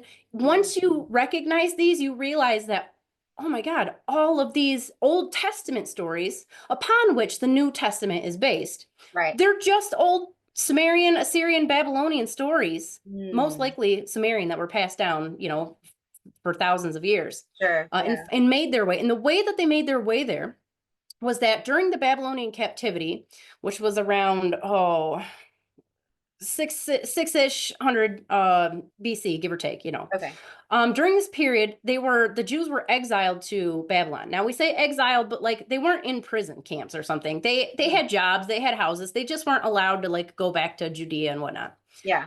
So while they're there, they're being exposed to Babylonian religion and paganism. So at a certain point, they get quote unquote freed. Some of them, go back and most of them stay or whatever. And when they go back, this whole concept of the Messiah was developed during this captivity, this period where they're in diaspora, they're not, they need somebody to come in and save them. So they create this idea of this savior who's going to come. They lay him out some rules, he's got to be a descendant of David and so on and so forth. And then so this is when the prophets are starting to write things down finally, because prior to that, it was all an oral tradition. They then take the ones who are writing the stories, they start to get real pissed off about all of the pagan deities in Babylon. They're like, that's when they start talking about the whore of Babylon. They're talking about Inanna Ishtar, who was like Madonna back then, or who's famous now. I don't know, who's some famous, female. Gaga? Lady Gaga, she was like superstar, rock star everywhere. It was Inanna Ishtar, divine feminine. So they're like, we're done with that. So they had a version of her called Ashera, and they wrote her right out of their history. And you still find her name on tablets. You still find statues like archaeologists do. But they just want to pretend no, we didn't have any of that. In addition to this, I don't know if you can tell, this is one of my big I love it. Right? Go off. In addition to this, they took the Babylonian traits of Marduk, who was the supreme god in Babylon. He was one of the big gods in Sumer too, but Babylon was where he was everything. He was he also had a consort though. He was not the one and only. He had his divine feminine counterpart. Okay. They took all of his traits of just being awesome at everything, and they superimposed it now onto El Yahweh. And now they have this concept of this supreme God who doesn't even need a woman. Now he's mother. It's in the Bible. He's mother, he's father, he's the husband, he's the son, he's everything. Okay. And then this becomes the basis of monotheism. Now I've heard that's Akhenaten. I think it's Akhenaten. In Egypt, the pharaoh who basically made him and his family the one true God at the time. I have heard, and I heard this a long time ago, that he was the basis of that's where the Jews got the idea, was when they, because of the whole Egyptian. But archaeologically speaking, I know this is going to make a lot of people mad, but go talk to your professor at your archaeology school. But there's no archaeological evidence that the Jews were ever occupied in Egypt. There's just not they don't have any evidence of that necessarily. So, but we can see a direct correlation between you know, what happened in Babylon. So all of the Christian stuff that came after that, including, and we see again, slaying the dragon, that's a Babylonian thing, the Whore of Babylon. It's all like old Babylonian stuff, which predates everything, Yeah. basically. Right. But that becomes the whole idea of, you know, Christ and Christianity. And it's really interesting to me. And I definitely won't go down, you know, this path. But the Mhm. early Christians, they had scriptures that we've never seen or heard of. Mhm. Their version of Jesus, he was like a, you know, magical creature, Yeah. basically. Yeah. Crazy stuff was the animals were talking to him. The Mhm. crucifix spoke to him. I mean, weird stuff was Mhm. going on. And obviously, the Catholic Church, or then at the time, the Roman government, which became the Catholic Church, they picked and choose what was going to go in there. And Yeah. every Christian sect since has been based on this original selection of what we're going Mhm. to allow the people to think. So yeah, it all goes back to the Sumerian period when you get right down to it. Yeah. Wow. Yeah. And was it at the Council of Nicaea that that this selection happened, or was that beforehand? I don't It actually was remember. a process. Okay. Yeah. Yeah, like 300-year process, basically. Yeah. Yeah. Wow. I would love to dive into this deeper with you and another video or something. I feel like you have a lot to say on this. And I'm sure people that watch your channel too, you probably have a lot of information on all this already. But yeah, it's very interesting to learn. And the only other person that I know YouTube wise, I don't really know him, that talks about this stuff is Billy Carson, with Forbidden Knowledge. And he doesn't study Sumerian astrology or anything like that, but he talks about, like, I've heard him mention Enlil, and he goes back, he's like done all this research where it like predates Christianity by thousands and thousands of years, and how, you know, these myths and these stories are basically so much more ancient than that. Basically everything you just said. He's like the only other person that I've found on the internet. Maybe there's more, but that is trying to share this information with people and get them to realize the truth, and like what we and all these like all this fake shit basically in the Bible. And he gets death threats. Like I'm sure he does. I'm people sure. hate it. I mean, not everybody. Like, I love it, you know, and he's got a lot of other like subscribers and whatever. But yeah, like there's some people that if you threaten their religion and the faith that they grew up in, that's like their identity, and so they don't know who they are without that, you know. And to tell them with factual evidence that this is not actually what you think it is, it sends them into a tailspin, you know. They're like, oh, I don't know, and just and is a threat to them. And so I don't know, like, so we'll see. It'll be interesting. I mean, a lot of the people on my channel already are like into the occult and not like Christian as of right now. Maybe some of them still are, which is totally fine. You can believe what you want to believe, you know. Right, right. I hope nobody is like, well, however you react to whatever has been said in this video is like your thing, you know. But I hope that it's more educational and that people aren't like rejecting it in any sense, because the information's out there, like you said. Yes, it's all documented. I mean, Yeah. you can just look into it. Yeah. And so where did you go to find these ancient Sumerian texts? Like, were they at the library, or like how'd you find them? Since like the early 2000s, a lot of it's been progressively posted online that you can get it, like, and they continue to do it. But through universities. I mean, yeah, some of the stuff you can find in the, or at least you were able to find in the libraries. But Yeah. I was fortunate because um I like right around when I had my freedom to start doing research, the internet was coming online. It was a few years before Google, but all the same, like you could still start to dig into it. So Mhm. I mean, it's ongoing. I tell people all the time, they're like, "Oh, you need to watch like so and so. Have you heard of so and so like on YouTube or all this?" I'm like, "You don't understand. I read research papers in my like that's what I do. If I'm not doing a call or, you know, at the gym or something or feeding myself and my family, I'm Yeah. literally studying. And it's a Mhm. constant because um like uh some of these texts are still not actually most of them are not translated, and Mhm. you can get access to them. There's online databases and all of the stuff is on my website. I have a resources page that people can find all this information, sumerianastrology.com. Mhm. But they need help with other people who can speak and read and translate Sumerian, Yeah. because AI still can't do it apparently. Yeah. It's Yeah. very difficult. It's a very Yeah. difficult language. Yeah, it sounds like it. Yeah, and I'll post like the links and stuff to all your information and the bio underneath. I see your little dog moving in the background, by the way. Oh, yeah, I have Oh yeah. two. I was like, what is that? That's cute. I had one more question. I hope it doesn't get lost. But okay, well maybe it wasn't important. But hmm. Yeah, Okay. something, I felt something on my feet. What's going on down there? Oh, it is Yeah. her. Yeah. Yeah. All right. Well, anyways, I don't know, maybe that will come back, maybe not. But okay, so a couple questions that I do like, man, it's really bothering me. Hold on. I wanted No worries. maybe this will like come back or Was it something. about the language stuff? Oh, no, I almost had it. It was about um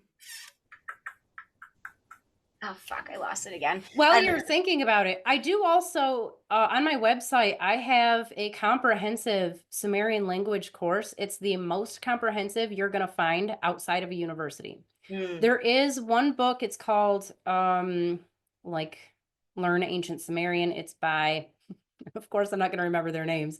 I have a link to it on my website too. It's an ebook. It's really easy to read, and it does provide the basics, but you can't translate anything with Hmm. it. But my course is that, and it's free.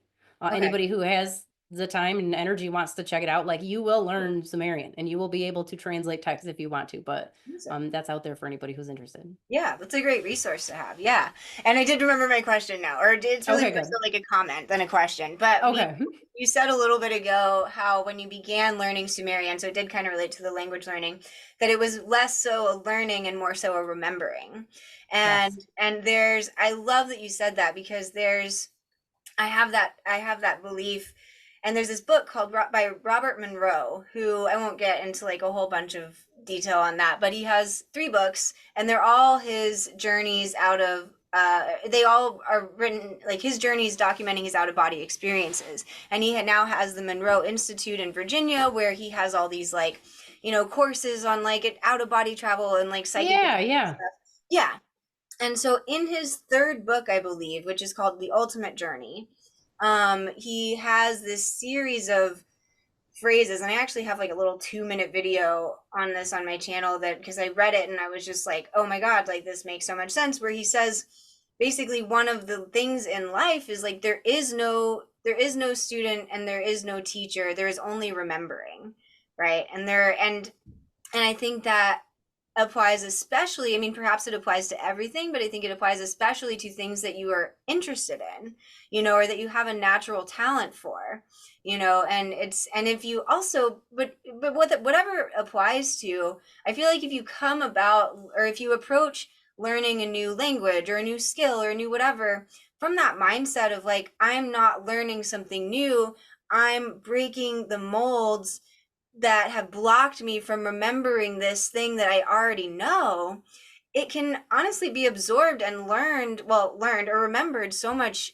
better and easier, because it instills in you that belief of like, oh, I already know this, rather than like, I don't know this. And then from there, there's doubts and like limits and all these limiting beliefs and whatever. But yeah, so I loved what you said about just as you began to see the language again, that it was like, oh, I've done this before, Yes.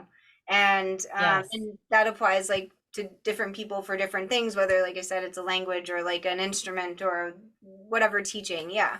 But that's something that I've continued to hear in the spiritual community, that with people that are really like deep into whatever, is like, it's not a learning, it's a remembering. And Yes. I think that's a great thing, because maybe that is true for everything. So yeah, so I just wanted to touch on you saying that really quick too. Yeah, I agree 100%. Yeah, awesome. Okay, so I have a couple last questions, which they kind of tie into one. And I think I probably already know the answer to this, but just for those that don't, so you have one daughter Yes, or just the multiple one. kids? Yeah, okay.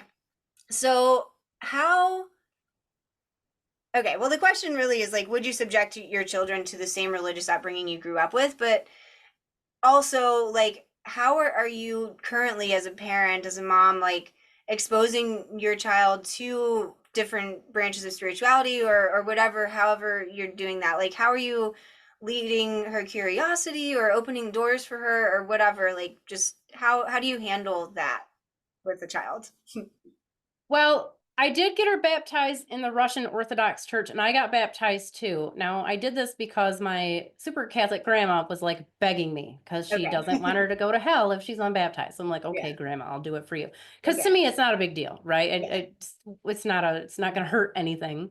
Hmm. And you know what? It was actually really emotional for me. But it didn't have anything to do with Christianity. It was more like this is something that our Russian family has, their ancestors have been doing for at least 1,000 years. You know what I mean? So to me, it was more about like partaking in a societal ritual that allowed you to connect on a deeper level to the community, Hmm. as opposed to like the Orthodox stuff. Outside of that, though, I don't push anything on her. Nothing Hmm. at all. If she's curious about something, I tell her. Hmm. She does ask questions sometimes. Hmm. She's asked me about Jesus, and I tell her because she'll see Jesus on a cross on something, and Yeah. they're like, "Well, this was this guy, and he was, a teacher. He was really cool." And some of the people didn't like what he was saying. So she's 7 now, so Okay. it's not like she's 15. Yeah. Right. Yeah. Um, but they didn't like what he said, so they killed him. Hmm. And a lot of people think that he's, God and he's the only God, but that's probably not true. And I Yeah. tell her the reasons why. But we also do when we go outside, we go for walks, we say hello to Lord Nana and Lord Utu, Oh, the sun and the cool. moon when we see Yeah. them in the sky. And we thank Father Enlil for this beautiful day Hmm. and stuff like that. And we do pujas, like I said. But our pujas are interesting. So one of the things that, and I would suggest anybody out there who even has an inkling, of looking into Hinduism. There's a thing in puja where you feed your deities and then you let them eat. And then you can eat the food. You get like the scraps. But basically, what's going on is they're putting their energy into it, and then you consume it, and so you're eating with them. Sure. But um, our pujas are like a puja party, and we eat with the deities because again we are God, and if we're looking at deities outside of ourselves, then we're getting disconnected already from the understanding, the knowing that we are also God. So we do things a little bit differently. Hmm. But yeah, so we have like spiritual practices, but I don't force her to do anything that she doesn't want to. She does Okay. pray to Ma Kali when, if she doesn't want to have scary dreams, or if she Aw. sees, evil Huggy Wuggy peeking around the Yeah. corner or something. There's things like that. But no, I won't force her to do anything. I think that is, I think if you let somebody's intuition lead them, they're going to go to the thing that draws them. But Yeah. if you try to force something on, it's like prohibition.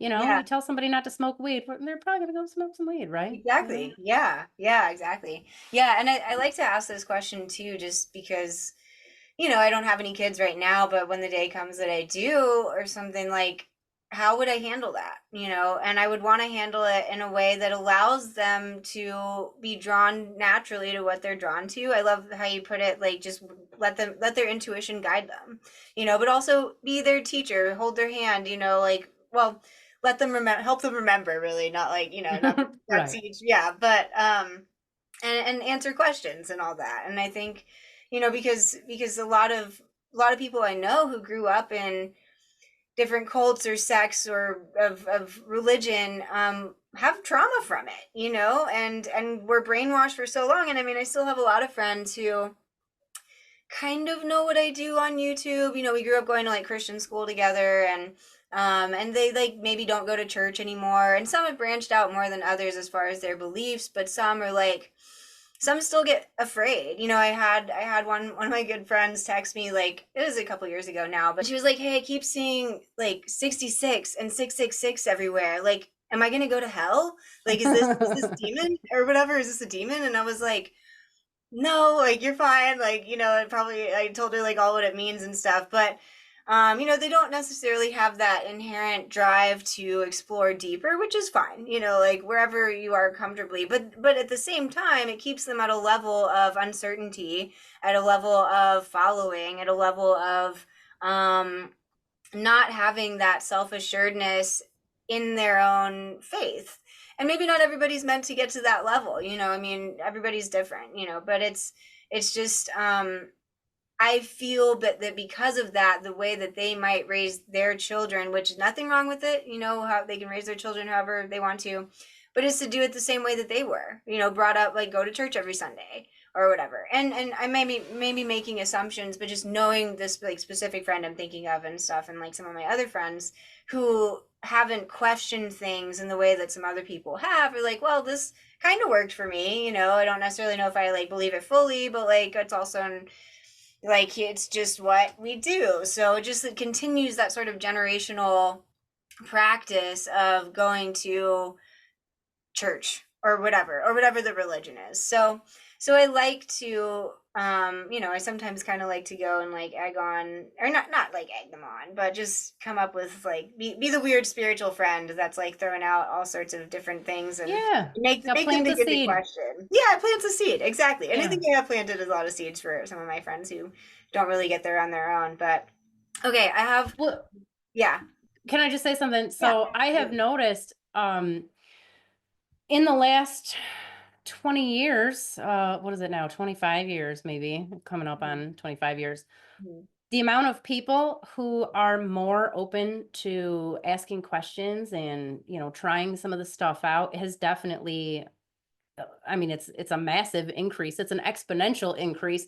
And it's Yeah. because people like us will have those conversations. Mhm. I can't tell you how many, uh, like Orthodox Jews, Muslims, Catholics, Christians, Seventh-day Adventists, like you name it, how many people have come to me for astrology and psychic readings over the years. And it's Mhm. because it's sure not be, they tell you, they preface it like, hey, this isn't acceptable in my, but I think there might be something to it.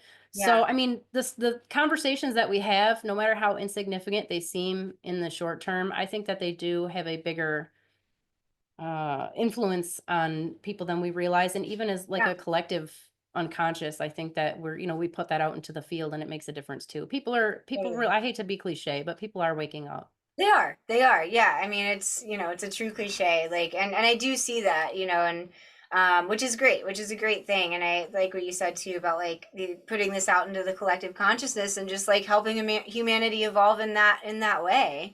And I hope that as it continues to evolve and as these conversations are continued to be had, that more people continue to wake up and forge their own paths and not like give so much power to these people and power that tie religion and politics together and like just control the masses with fear, because that's so much of like what this country and other countries and cultures have been built on. And it's like, well, what would the world be like if that didn't happen, and like Fryer and I were talking about something interesting in his interview where it's like there's some philosopher or maybe many that say that there's this god-shaped hole in each person, inside of each person. And so religion is basically the medicine that is meant to feed you or to fill that hole, to bridge that connection to God.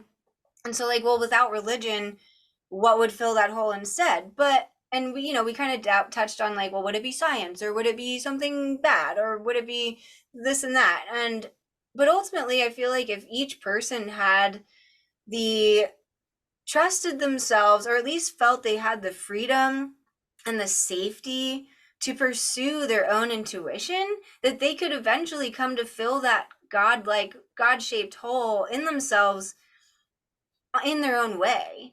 I feel like each human has that equal ability. It's just, a different journey for every person, of course, based on like their circumstances or their environment or in how much they're, being fed and how much they're actually like drinking certain Kool-Aid or whatever. But no human has, well, I don't know, like no human really has more of an ability to find that than another. It's just maybe it's a different looking journey. I don't know. I say that now I'm like, well, do they? But yeah. We all have the same right to, like, we're all the same. We come from the same stuff, the same Yeah. source, whatever. So Yeah. there are obviously things that get in the way of some people finding that easier than others, but it can all be overcome. Yeah. Yeah. Totally. Yeah. Yeah, well, this has been a great interview. Yeah. So appreciate you taking the time to come on the channel, and I hope Yeah, that likewise. everybody, yeah, I hope everybody has like come or that watches this like takes something from it, has learned something. Maybe I hope you get some more like signups for just what you do, or maybe some people will dive into some Sumerian texts. I might actually do that myself too. So it sounds pretty cool. And like I said, I'll leave all the information for your website and what you do and who you are underneath here so people can find more about you. And I definitely do want to sign up to come back on your channel at some point because I had so Yeah, much for fun. sure. Yeah, when we did that. That was a great time. Um so yeah, is there anything else that you want to say in that relates to any of this before we kind of wrap up? The only thing I will tell you is I am super impressed with your interview skills Thank you. because I've done like just straight one-on-one interviews before, and I'm like, what do I ask? Like, I don't know. Like, I'm a fish out of water. So Yeah. I'm just over here the whole time being super impressed by you. Well, cool. So, Well, thank you. congratulations. You're awesome. Awesome. Well, thank you. I appreciate that so much. And yeah, and it's, I do come up with some of these questions beforehand, but just like hearing people's stories along the way, I like naturally want to ask some questions too. So, but you've also been a great interviewee and, Well, thanks. and I'm glad. so you've got a lot of information and I definitely would love to like pick your brain more on some of these things in the future too. So I hope this isn't the last time that you're Yeah, for sure. Let's do it. yeah, cool. Awesome. Well, thank you guys for watching. If you've made it all the way to this the end of this video, it's been a great interview. Yeah. So thank you so much again. Yeah, thank you. I really appreciate it. I had fun. Cool. Yeah, me too. All right. Well, I'm gonna end it here, and I'll just pause it, and then I mean, if you want to like leave the chat, you can. Okay. But Okay. yeah. Okay. All right. Well, peace, everybody. Thanks for watching.